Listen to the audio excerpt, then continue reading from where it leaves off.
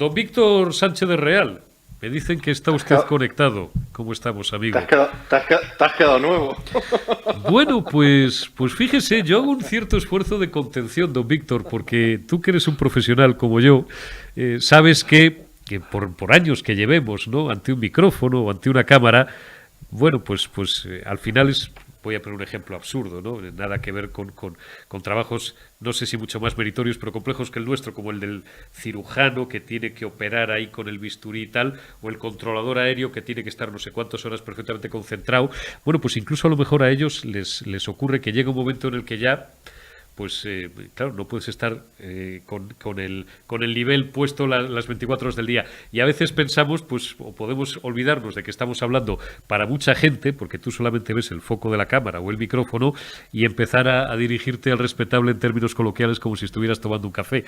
Pero bueno, es que la situación no está, Víctor, para estar con paños calientes. Has leído el comunicado de la Embajada de Israel, como lo hemos leído todos.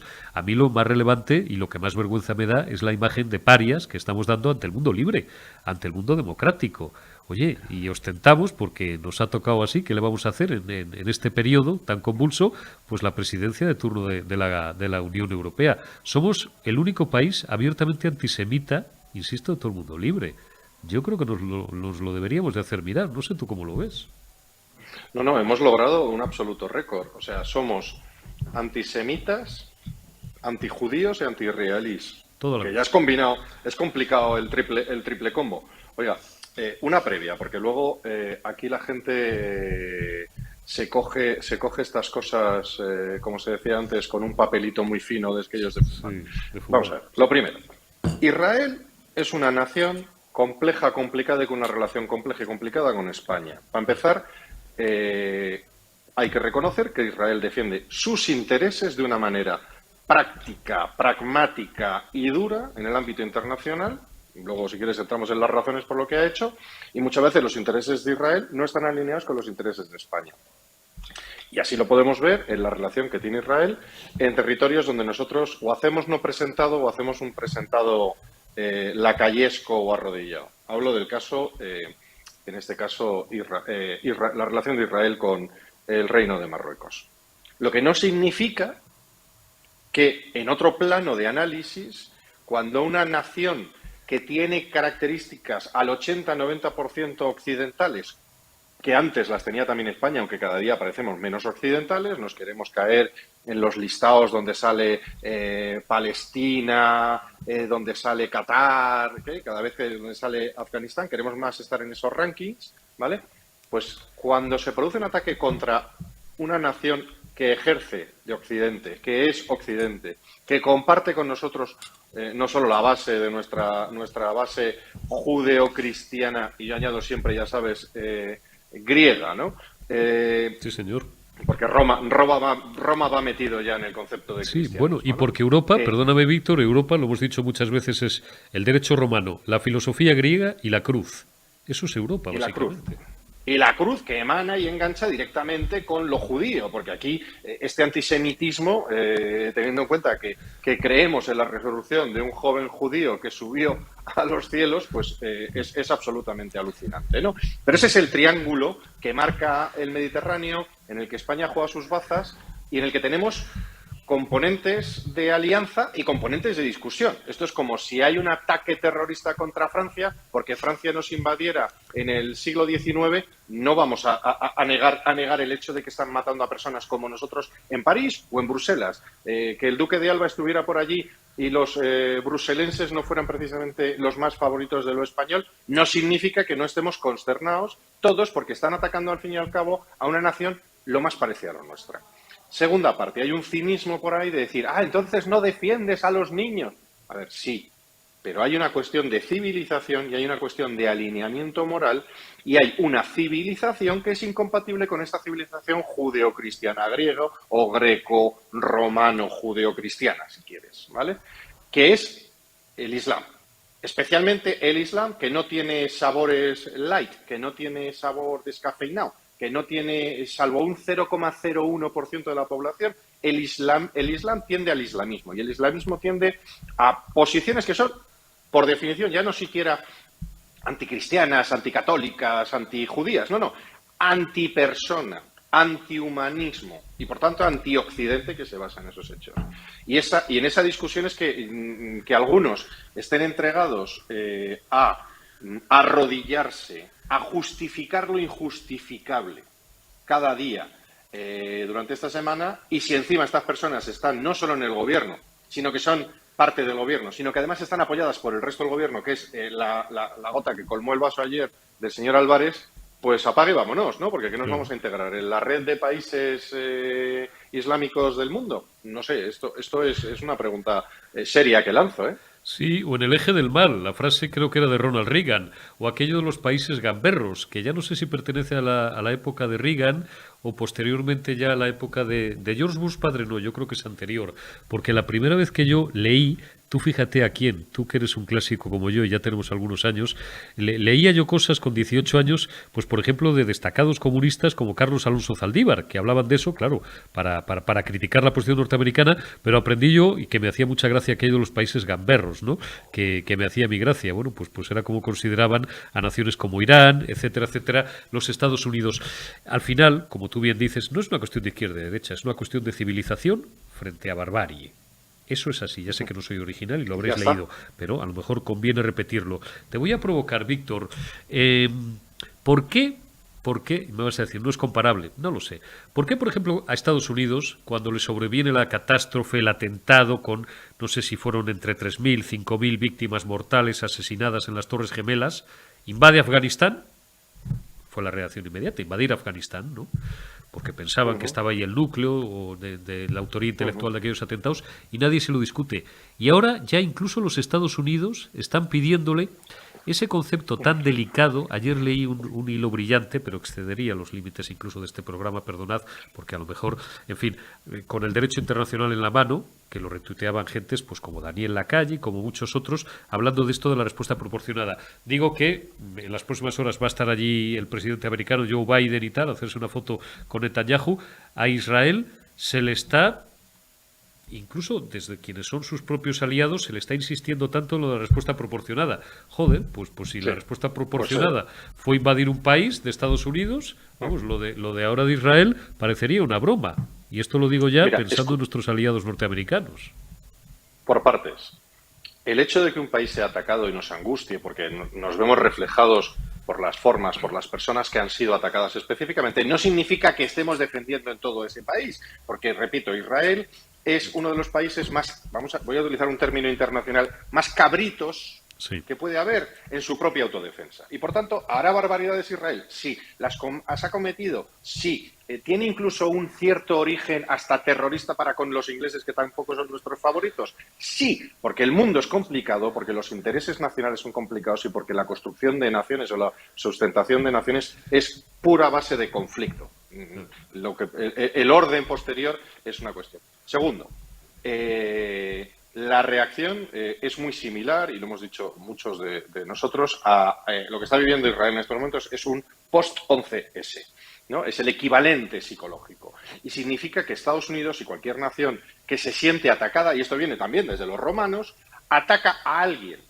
Ojo, que incluso esos ataques en muchas ocasiones es más para construir un relato de seguridad / fuerza / asustar al próximo que venga, que incluso desde el tiempo de los romanos hasta más recientemente, como mencionas, el 11S o con Israel, puede pasar. Es decir, los romanos, cuando tenían problemas internos, se iban y atacaban a los partos, a ver si les ganaban de una vez, cosa que no conseguían habitualmente. ¿Por qué? Habían hecho algo los partos, por cierto, que estaban situados en la zona más cercana a Irán. Y vuelvo a de dónde vienen los problemas desde el siglo I antes de Cristo. 25 ¿vale? siglos. Esto no lo hemos resuelto. 25, estamos aquí sin resolver un problemita que nos viene. Pero hago el símil, y le zumbaban a los partos porque el triunvirato no se llevaban bien. ¿Vale? Segundo, Estados Unidos recibe un ataque fundamentalmente realizado o ejecutado por diseñado por un señor que es ciudadano de Arabia Saudí y ejecutado en gran medida por ciudadanos de Arabia Saudí, y ataca 6 países más allá, ¿no? Bueno, ¿esto es razonable? No es razonable, pero hay que entenderlo en política internacional, que ejercicios de este tipo si se había refugiado allí Bin Laden, etcétera, etcétera. No, las cosas no se hacen tan a la bárbara como algunos sostienen, pero tampoco son tan civilizadas como algunos sostienen. Y ahora, Israel ha sido atacado por Hamás. Hamás se encuentra situado en la Franja de Gaza. La Franja de Gaza es un lugar que está independizado de cualquier responsabilidad de Israel, que por supuesto defiende gran parte de la frontera, y todo el mundo se olvida de la frontera con Egipto, que por cierto Egipto se está aquí mirando de perfil y cantando el puente sobre el río Kwei, ¿vale? Y va a contrarrestar, va a hacer un ataque contra los palestinos de Gaza que en el 2006, vamos a decir, votaron a estos salvajes de Hamás, que es un grupo terrorista. No, le va a dar también a Hezbollah, que está en el norte y que va a entrar en una competición de quién es más bruto, porque Hezbollah ahora tiene que demostrar que tiene más fuerza que Hamás. Ayer cayó ya un pepinazo en Beirut, en la oficina de la ONU, en el Líbano, o sea que el conflicto puede seguir por ahí arriba también. Sí, no, y también puede extenderse a Irán y te puedo asegurar que los servicios secretos iraníes están actuando sobre el terreno contra una nación que es prenuclear, si no puede tener la bomba atómica en menos de 4 o 5 semanas, si se determina ello Irán, y que claramente Irán y Qatar y un poquito nuestros amigos turcos están detrás del apoyo a Hamás, que son los que han realizado un ataque salvaje y que encima se ha desmadrado. Dicho lo cual, ¿defiende un Israel? No, uno defiende que se tendrá que defender una nación cuando es atacada. Ya entran otros de si eso no es una nación, claro, de si tienen o no derecho, de si aquello se llamaba Palestina en tiempos de la Biblia. Pues bueno, sí. Lo que tenemos claro es que existe un Estado llamado Israel, que existe un grupo de población llamado palestinos que han crecido y que han sufrido, pero sobre todo porque han sido utilizados como rehén por el mundo árabe para enfrentarse a Occidente. Porque Siria, los primeros que Egipto, han sacrificado a los palestinos, claro, o por la propia Irán o la propia Qatar, que vive de maravilla el jefe de Hamás, ¿vale? Y ahora la proporcionalidad. Escuchaba un vídeo. ¿Qué es proporcional? ¿Qué tiene que hacer la proporcionalidad? Y cito a alguien que no he logrado encontrar quién era la persona, pero lo decía muy bien. ¿Qué tiene? Ahora le pedimos en proporcionalidad a los israelitas, a Israel, que busque una serie de pueblos con el número exacto de población, con el número exacto de animales de cría, con el número exacto de padres, madres, hijos, que busque también un festival con el número exacto de asistentes y que mate al número exacto de bebés, de los cuales en su proporción tendrá que matar a disparos a una proporción exacta de número de bebés, tendrá que cortar la cabeza a un número exacto de bebés y quemar vivos a una serie de familias, padres, madres e hijos, y tendrá que hacer exactamente un número de secuestros igual y equivalente y proporcional a lo que han realizado los de Hamás, además de las violaciones frontales, anales y de otro tipo que hemos visto todas las imágenes, que por cierto tenían todos los periodistas españoles desde el primer día y que no han sacado, no por un respeto, mientras decían y sacaban mensajes diciendo que era mentira estos ataques. ¿Eso es proporcionalidad? Es decir, es que el término proporción, ¿de qué va? O tengo que bombardear de una manera milimétrica para conseguir exactamente el número de muertos, quemados, violados, torturados y secuestrados. Es que, ¿qué es la proporcionalidad? Pues la proporcionalidad es que a mí me han vulnerado mis defensas, a mí me han vulnerado mis fronteras, han atacado y han matado a miles, estamos hablando ya de cerca de 1 millar y pico de ciudadanos, más recientemente unos cuantos cientos, y yo tendré no que asegurar el mismo grado de muerte, tendré que asegurar una proporción de fuerza tal que vuelva al status quo, es decir, que yo vuelva a tener mis fronteras seguras y mi gente no muera. Y a veces la proporcionalidad para conseguir eso significa que, por ejemplo, Inglaterra, ¿qué proporcionalidad aplicó para revolverse después de Dunkerque? Pues actuó la proporcionalidad de llamar a su primo americano y organizar no solo el desembarco de Normandía, sino la invasión de toda Europa para llegar hasta Berlín. Y el bombardeo de Dresde, donde murieron inocentes, claro. Vale. Entonces, ¿eso es proporcional? ¿Es proporcional que cuando están atacando tu nación? Porque en realidad, hasta Dunkerque, no ataca Inglaterra a Alemania, si nos ponemos finos, que también tenemos, por cierto, gente de izquierdas y de muy derechas, ¿vale? Aquí, en una especie de mantra antisionista, sin explicar todas estas cosas que son muy complejas. Y a todo el que tratamos de darle explicación razonable a todo esto, a mí me han mencionado desde mi prepucio hasta mi kipá, han dicho que desde que me paga Israel hasta que me paga Estados Unidos. Bueno, mira, aquí lo que estamos es haciendo análisis serios, basados en conocimiento y basados en humanidad, por supuesto, pero también en el sentido común, de entender que un país que ha sido vulnerado en su frontera tendrá que encontrar la proporción de fuerza para que su país no vuelva a ser vulnerado. No para compensar el ataque que ya ha sufrido, que eso no lo vas a compensar nunca, sino para que no se pueda producir otro ataque durante un tiempo razonable, a ser posible unas cuantas décadas, y el caso de Israel, para que pase tanto tiempo como desde el Yom Kippur, que es el último gran ataque que sufrieron, por cierto, también en una jornada, vamos a decir, religioso-festiva. Consuélese, don Víctor, porque aquí hemos pasado de tener expertos tuiteros, tipo, vuelvo a repetir, Homer Simpson, con calzoncillos, con perdón, en el sofá, bebiendo cerveza o fumando un cigarro y opinando de todo, expertos en Ucrania, expertos en Oriente Próximo y en el conflicto árabe-israelí, y ahora expertos también, y es un asunto que no voy a tocar en absoluto, cero, por respeto, simplemente expresar nuestro más sentido pésame a la familia del joven Álvaro Prieto, y punto nada más, hasta expertos pues en investigación criminal, o en desaparición de adolescentes. Aquí cada día tiene su afán, don Víctor, y tenemos tertulianos y tuiteros para todo, ¿no?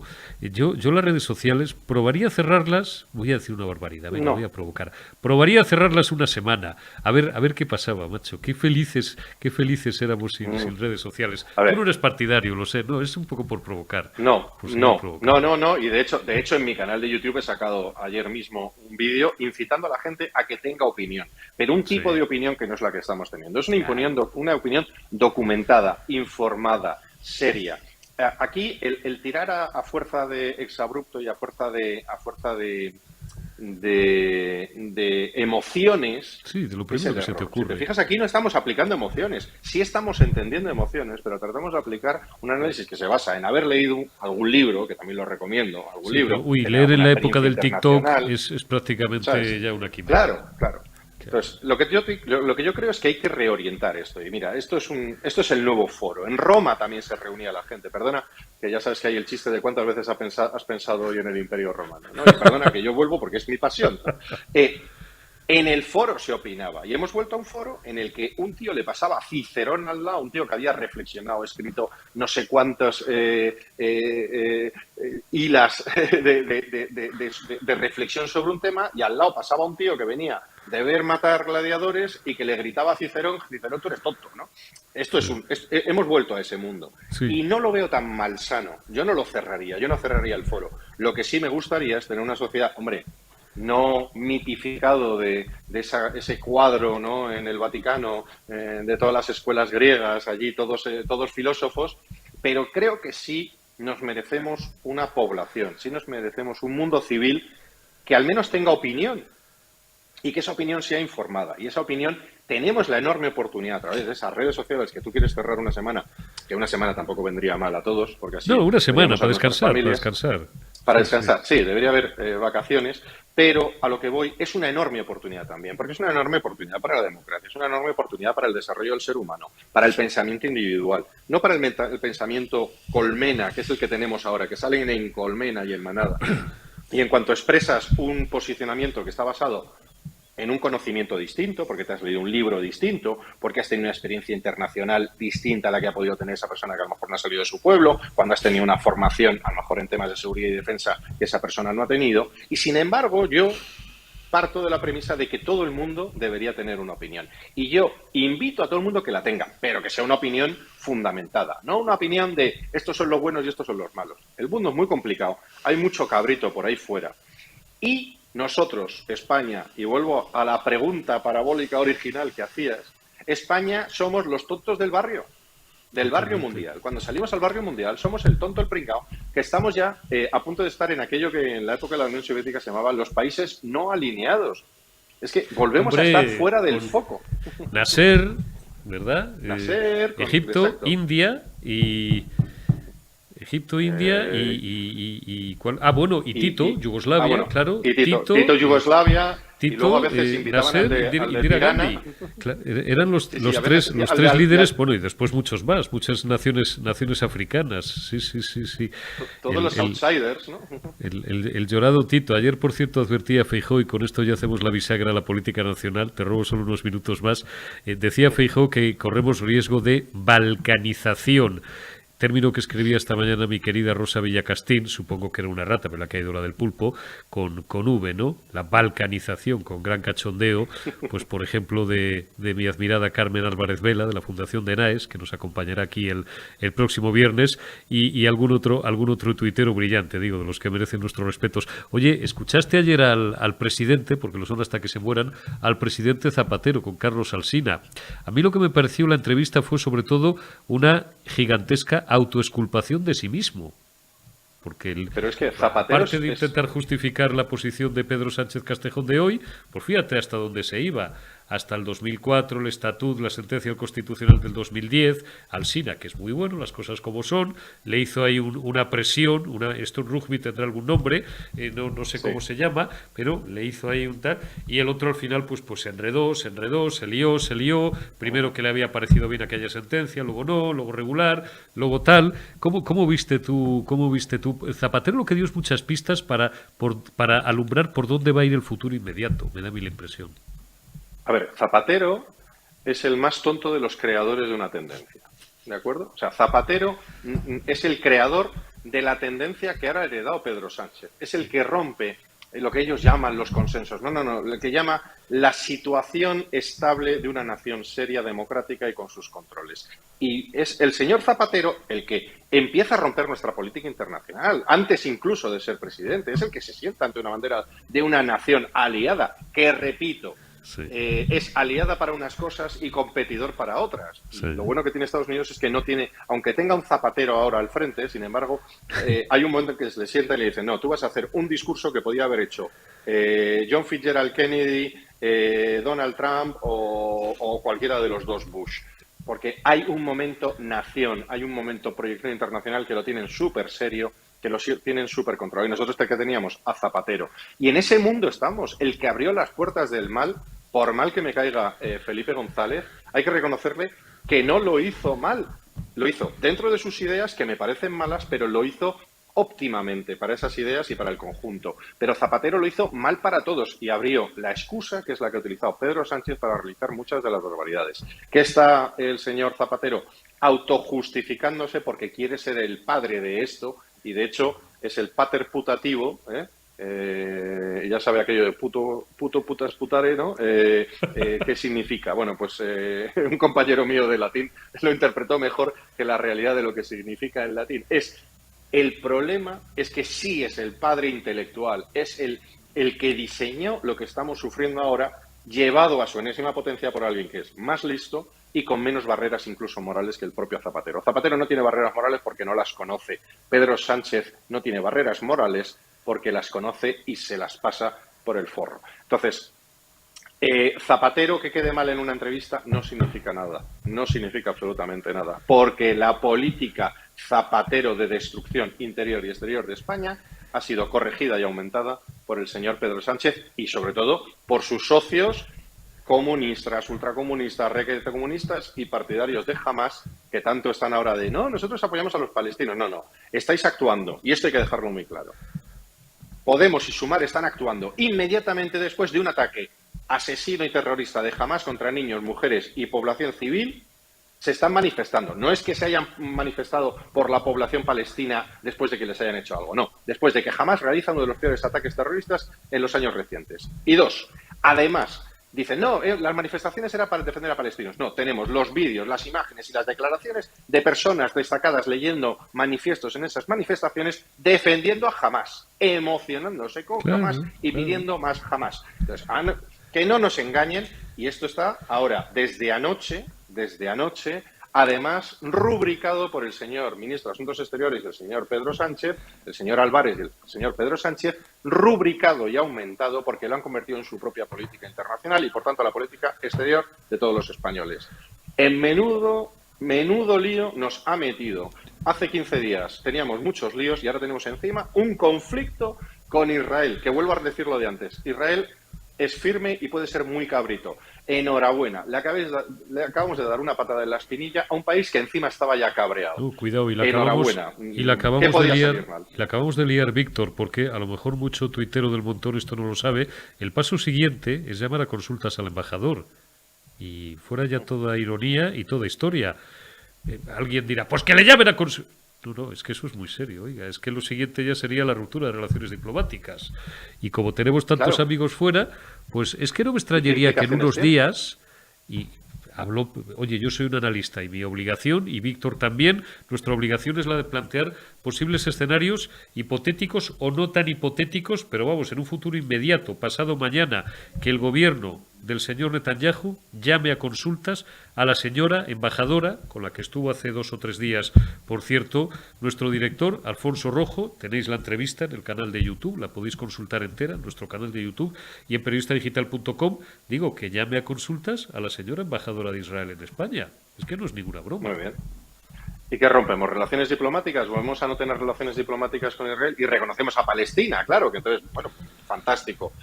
Vamos a ver, si ya no es una cuestión humana, que mueran civiles, sea por culpa de un ataque externo o porque su representante máximo, no democráticamente elegido después de todos estos años, le pone de barrera ante el enemigo que él mismo está provocando, por supuesto que la humanidad se nos desgrana, se nos sale del alma, porque no nos gusta que muera ningún niño. Ahora, ¿con quién queremos estar? Con un país tercermundista que vive el 80% de las ayudas que nosotros mismos les damos. Y, por cierto, hay que investigar si las ayudas españolas han acabado literalmente en el ataque. Yo estoy investigando muy personalmente porque no me han contestado desde hace 4 años si a qué se estaban destinando las ayudas y si estaban llegando a grupos terroristas, que lo sospechábamos y teníamos el dato. Pero, fuera de eso, ¿qué vamos a conseguir con esto? Que nuestros sistemas armamentísticos que necesitamos ante un posible e hipotético conflicto con Israel, que en gran medida dependen de tecnología israelí, dejen de funcionar. Que Israel, que ya estaba alineado por razones que no son antiespañolas, por razones de intentar tener algún país árabe en su entorno con el que hablar, si estaba hablando con Marruecos, que es el menos, vamos a decir, islamizado de los países, aunque nosotros lo suframos, es el menos islamizado, al menos en su cúpula, y estaba intentándolo con Arabia Saudí, que sí está islamizado, pero era por una cuestión de intentar Israel encontrar un encaje en su territorio, en su zona, en su barrio o en el barrio ideológico del Islam. ¿Qué piensan? ¿Que no va a volver Israel ahora con más ganas a apoyar a Marruecos, a darnos a nosotros en la espinilla? ¿Y cómo nos va a dar en la espinilla? Esto no es una patada que le hemos dado una espinilla a Israel defendiendo a Palestina. Palestina no gana nada, ningún palestino va a ganar nada bueno de esta posición de España y lo que es peor, España va a estar en el foco ahora mismo del islamismo, como sigue estando el islamismo radical, del islamismo no tan radical, pero subido de tono, como es el islamismo marroquí, ¿de acuerdo? Y encima les vamos a alinear, vamos a lograr que en el otro lado se alinee también Israel. Enhorabuena, ¿qué podía salir mal de todo este carajal? Don Víctor Sánchez del Real, como siempre, un placer y un lujo el contar con analistas de primerísima división como usted. Te envío un abrazo, amigo. Cuídate y seguiremos hablando abrazo. y seguiremos viéndonos en los próximos días. Que no nos pase nada, Víctor. Cuando tú quieras. Un abrazo fuerte y que no nos pase nada.